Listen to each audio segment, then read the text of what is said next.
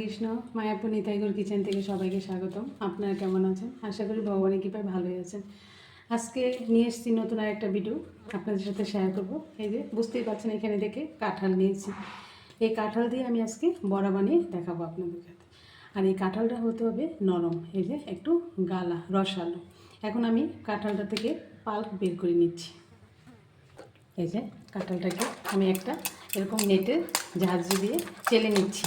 পালটা বের হয়ে গেছে, যাতে করে একদম স্মুথ কোনো আঁশ না থাকে, তার জন্য এটা দিয়ে আমি চেলে নিচ্ছি। পালটা বের করে নিয়েছি।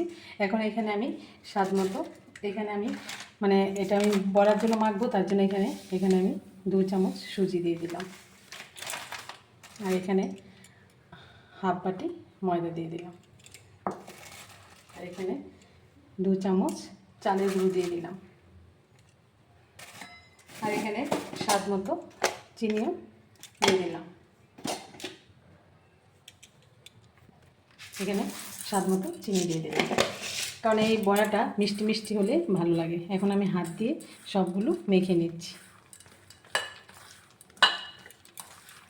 আমি এখানে 1 চিমটি খাবার সোডা দিয়ে দিলাম। একটু খাবার সোডা দিলে কী হয়, বড়াটা কুরকুরে হবে, খুব সুন্দর হবে। আর ভালো করে মেখে নিচ্ছি, সবগুলো মিশিয়ে নিচ্ছি।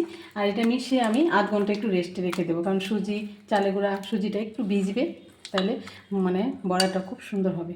আধ ঘন্টা একটু রেস্টে রেখে দিলাম। দেখুন আমি এখানে আধ ঘন্টা পর ফিরে আসলাম। আর এখানে একটু 2টো এলাচ নিয়ে একটু আধ ভাঙা করে দিয়ে দিলাম, একটা খুব সুন্দর একটা ফ্লেভার আসবে। এখন আমি একটা কড়াই বসিয়ে দিচ্ছি। দেখুন তেল গরম হয়ে গেছে, এখন আমি এরকম বড়া দিয়ে দিচ্ছি।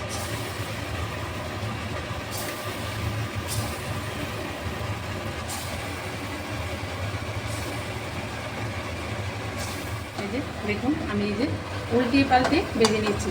একদম ফ্লেমটা একদম লো ফ্লেমে ভাজাটা করতে হবে, যাতে করে ভিতরে কাঁচা না থাকে। খুব সুন্দর আস্তে কমাজে ভাজলে কী হবে, বড়াটা খুব খেতে ভালো লাগবে, আর ভিতরে কাঁচাটাও থাকবে না।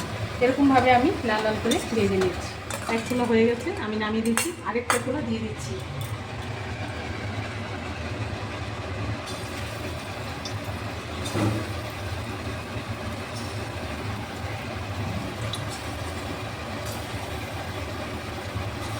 এই যে ছোটো বড়ো করে নিতে পারেন আপনারা আপনাদের ইচ্ছা মতো।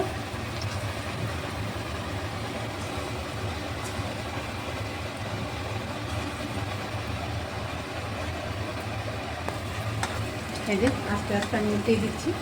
এই যে প্রথমে একটু হয়ে গেলে আর বেশি সময় লাগবে না। ওই পিঠটা একটু ঘুরিয়ে দিচ্ছি।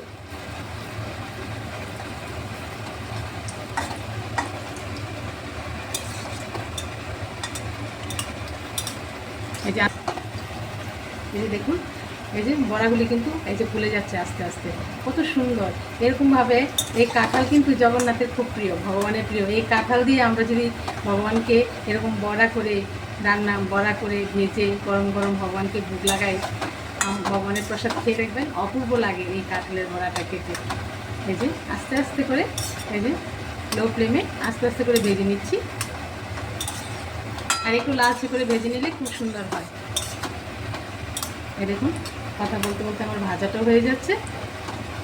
এরকমভাবে আমি সবগুলো বড়া ভেজে নিচ্ছি। দেখুন কি সুন্দর কাঁঠাল দিয়ে বড়া হয়ে গেল।